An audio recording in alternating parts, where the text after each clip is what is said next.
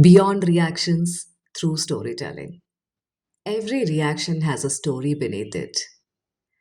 What I'm going to be sharing now in this podcast is my observation and the experiences that I experienced. Hey, hi, hello, welcome to Copy and Conversation with me here, Meera. Should I begin with a story? No. I want to begin with a question. Have you ever reacted to something and immediately wondered, why did I react like that? No. Why did they do that? But why did that affect me so deeply? Have you ever cried more than the situation actually demanded?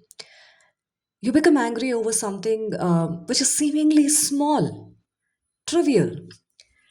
You felt rejected because someone didn't even care to reply, or withdrawn because someone criticized you. The event was, of course, small, but the reaction was, yes, big, large. Why? Maybe because the reaction wasn't born in that moment. Or maybe it had much older story to it. When we look at a tree, what we notice? Yes, we look at the branches, the leaves, the flowers, the fruits, but very rarely do we stop to think about the roots. Yes, a couple of us do that too. Yet the roots decide everything. Our reactions are like those branches, visible, immediate, easy to notice. The stories beneath them are the roots, invisible, quiet, yet powerful. Imagine someone accidentally steps on your foot. One person laughs, another gets irritated, someone else apologizes repeatedly. Yes, repeatedly. Some lose their temper. Same event, but different reactions. What actually changed over here? It wasn't the event, it was the story.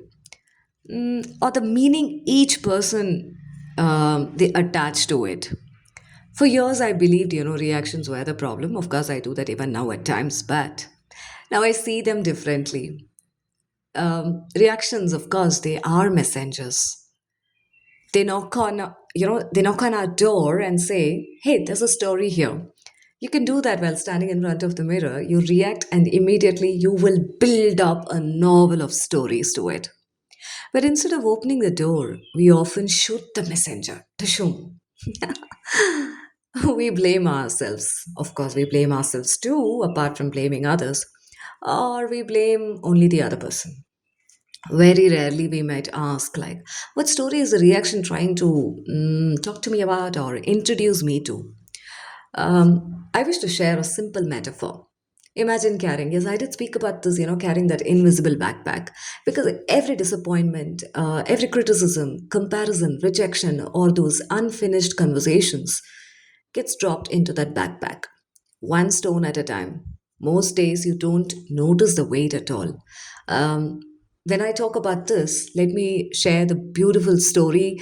One of the real estate consultants shared with me while we were in the elevator from the ground floor till the fourth floor. We say, the elevator pitch, the 30 seconds pitching that you got to do to get an investment done, or the deal that you want to close, or an interview that you want to crack. In the elevator, it was stories. He told me the story about a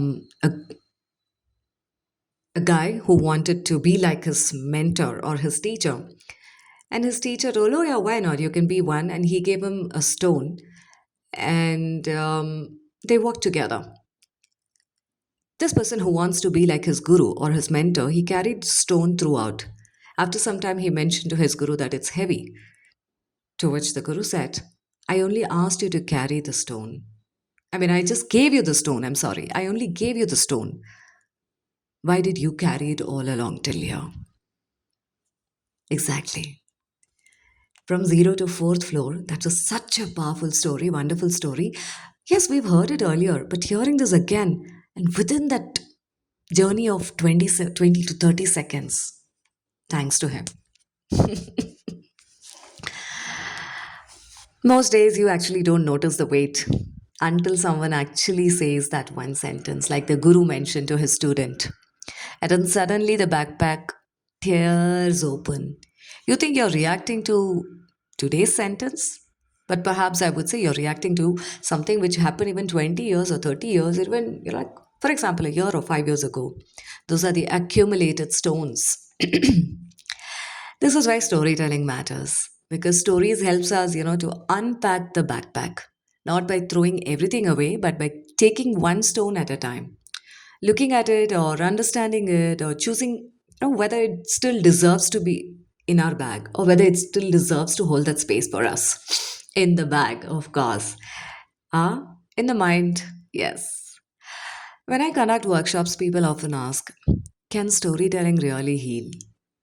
I don't think stories erase pain. Let me say that. Stories actually don't erase the pain. Stories don't change what happened in the past. Stories change how we carry what happened. Let me say that again.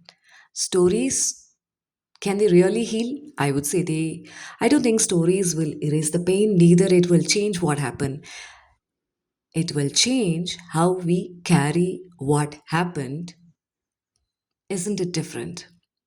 The past remains in the past, but its weight changes when you build the narrative that will build the story that you want. Think about childhood. Maybe someone once told you, hey, you're too much, you're too loud. Why are you so emotional, man? Are you too sensitive? Years later, might be you're a manager, you're a director, whatever. Your super manager or even the CEO gives a simple feedback, and suddenly you feel crushed. Is it because of today's feedback or because an old story that was quietly whispering, see, you're still too much, you're too sensitive, you're still not up to the mark? I've heard this. Have you? I think you might have. If not, share it with someone who have heard this. Beyond reaction doesn't mean becoming emotionless. Oh, yeah, how can we be that? I cannot. It doesn't mean becoming silent either or pretending everything is okay. Beyond reaction means becoming curious. Instead of asking why did they do this, we gently ask, what did this, you know, change in me or awaken inside me out? Notice the difference because one question points outward and the other points inward. I often say, we don't release emotions, we just release the stories. We not only release emotions, sorry, we release the stories too. Anger is often a story. Withdrawal is a story. People pleasing, of course. Being that perfectionism is that yet another story. Controlling, silence. The behavior is simply the language. The story is the meaning. And here's something more beautiful that I want to share. The moment we become aware of the story, the reaction often begins to soften. It wouldn't disappear, it would soften, it would mellow down. Awareness actually creates that space. Space creates that choice, and choice would create a freedom. Imagine driving a car. If somebody suddenly crosses the road, you'll brake. That's a reaction. Necessary. Of course, you will have to put the brake. Healthy, no? But imagine reaching home and replaying that incident for the next 6 to 10 hours. You're no longer reacting to the road, you're reacting to the story that you're playing in your mind, replaying something that you create afterwards. The event might have lasted for 3 seconds to 30 seconds. The story lasted what do you say, the whole evening? How often do we do that? Beyond reaction, is it about controlling emotions? It's about understanding them. Because every emotion is trying to protect something, or that reaction is trying to tell us something. Story is also trying to complete something. Perhaps our work isn't to silence the reaction. Perhaps the work, what I do, is to become at least a better listener, for some time at least. I'll leave you with one small exercise. The next time you notice yourself reacting strongly, how about pausing? Not to suppress, not to judge either. We might land up judging, but somehow the awareness brings that, let me not judge. What story, you know, gets activated? Don't rush to the answer now.